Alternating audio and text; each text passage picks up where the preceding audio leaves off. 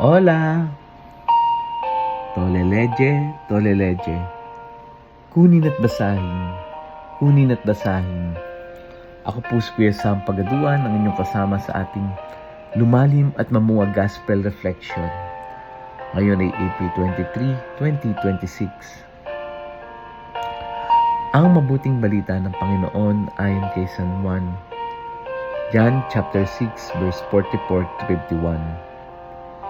Noong panahong iyon, sinabi ni Jesus sa mga tao, "Walang makalalapit sa akin malibang dalhin siya ng amang nagsugo sa akin. At ang lalapit sa akin ay muli kong bubuhayin sa huling araw." Nasusulat sa aklat ng mga propeta, at silang lahat ay tuturuan ng Diyos. Ang bawat nakikinig sa Ama ay natututo ay lalapit sa akin. Hindi ito nangangahulugang may nakakita na sa Ama. Yaong nagmula sa Diyos ang tanging nakakita sa Ama.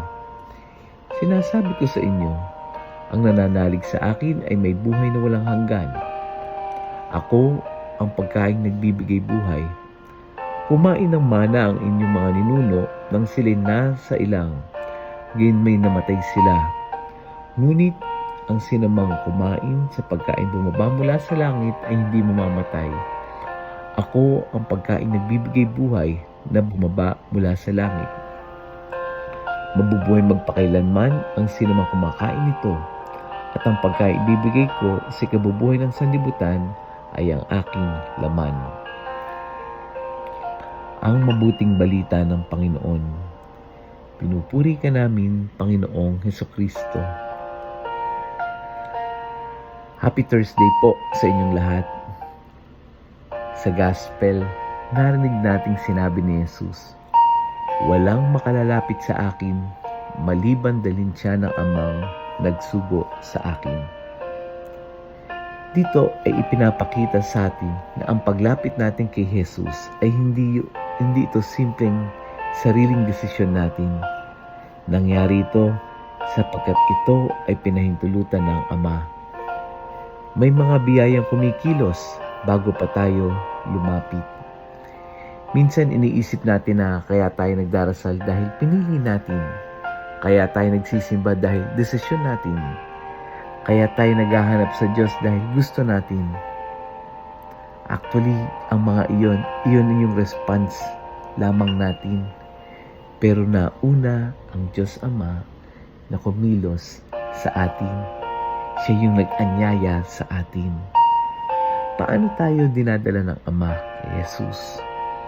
Minsan dinadala tayo ng Ama sa pamamagitan ng isang tao. Halimbawa, yung nanay mo o yung tatay mo na paulit-ulit na nagdarasal para sa anak. Minsan, sa pamamagitan ng isang kaibigang hindi napapagod magpaalala. O kaya naman sa pamamagitan ni Father, sa pamamagitan ni Pastor, na naging instrumento ng pagbabalik loob. Minsan naman, pwede rin naman na dinadala rin tayo ng Ama sa pamamagitan ng karanasan. Ginagamit din niya minsan yung ating failure. Ginagamit niya yung ating sakit. Ginagamit niya yung ating being lost. No, yung nawawala tayo. O kaya piling natin merong isang pintong nagsasara. Ginagamit din ng Diyos yung ating karanasan. Kaya kung minsan ang mga bagay na akala nating hadlang, ito pala yung nagbubukas ng pinto para sa atin. May mga problema na akala mo katapusan na, pero ito pala nagtutulak sa atin para sa unang beses tumawag tayo sa Diyos. May mga pagkakataon nung maayos ang lahat. Hindi tayo lumalapit.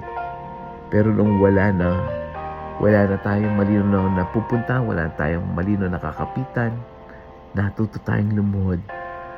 At kung iisipin natin, yun din ay paraan ng Ama sa atin.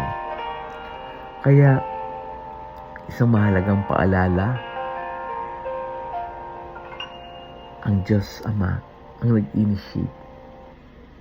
Hindi ito dahil sa sarili nating kabutihan, kundi ang Diyos Ama. Kaya ngayong araw na ito, tingnan natin yung ating mga experience. Ano ba yung mga experience natin na nagtulak sa atin kaya tayo nanalangin? May mga pangyayaring napakahirap tanggapin, pero doon nagsisimulang lumalim ang relasyon sa Diyos. Alalahan din natin yung mga tao na naging instrumento para tayo ay mapalapit sa Diyos Ama. Maaring yung tao na yun ay ordinaryo lang sa tingin mo, pero siya pala yung naging tulay sa biyaya ng buhay mo. Let us pray. Panginoong Jesus, salamat dahil bago pa man kami lumapit, ang Ama ay kumikilos na upang ilapit kami sa iyo. Kapag hindi namin naunawaan yung mga pangyayari, turuan mo kami magtiwala na may biyayang gumagalaw sa likod ng lahat. Gawin mo rin kaming instrumento upang ang ibang tao ay mapalapit sa iyo. Amen. Friends, na-bless ka ba ng ating audio gospel for today?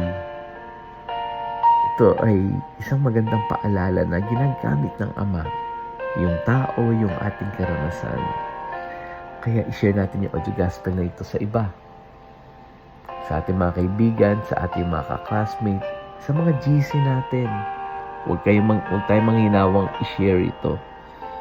Sapagkat minsan tayo din ay ginagamit ng Ama para mas mapalapit ng ibang tao sa Kanya.